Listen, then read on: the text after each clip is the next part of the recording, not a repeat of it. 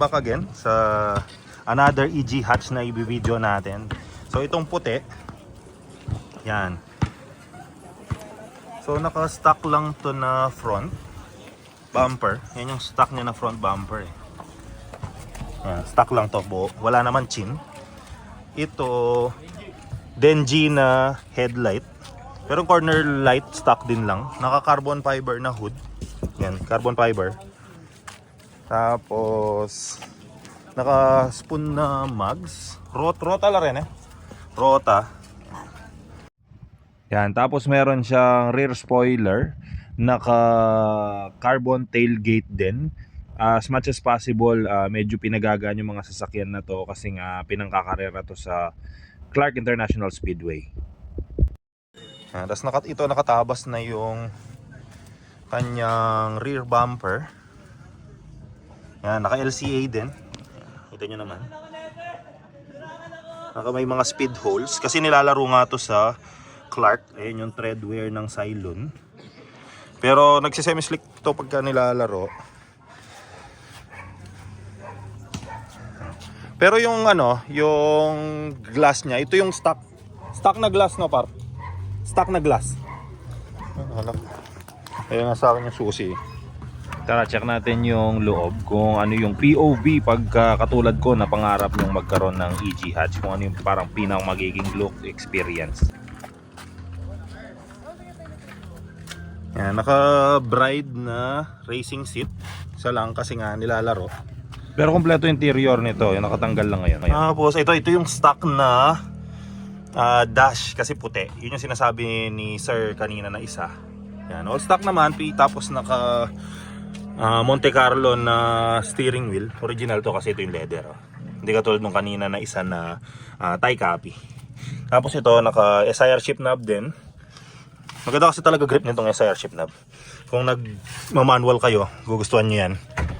Check natin yung yan. Ito kasi nakatanggal lahat dahil maglalaro sila sa Motol Drag Wars. Alam ko ngayon weekends yun eh. Ngayon itan eh, weekends. Motol. Bukas. Check lang natin tong engine bay.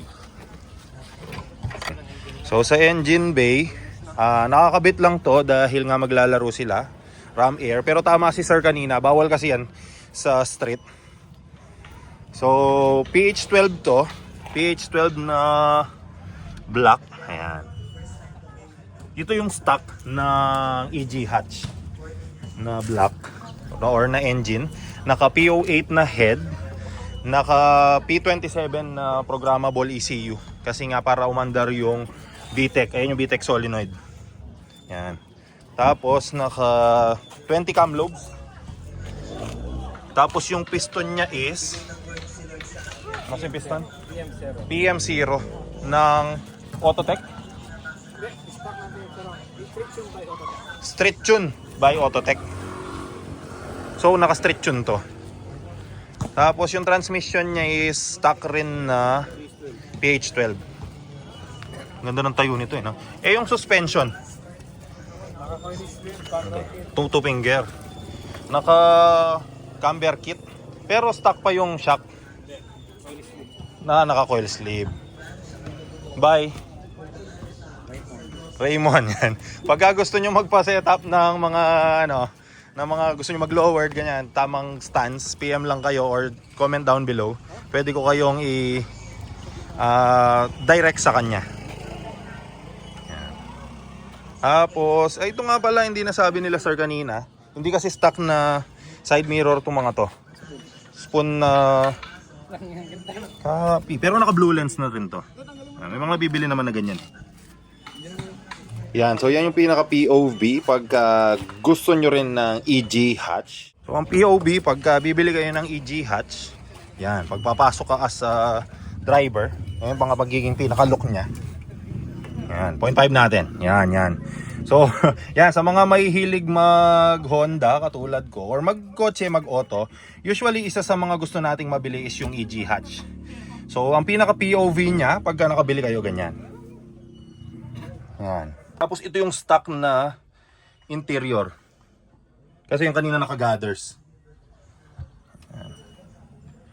Sindi natin.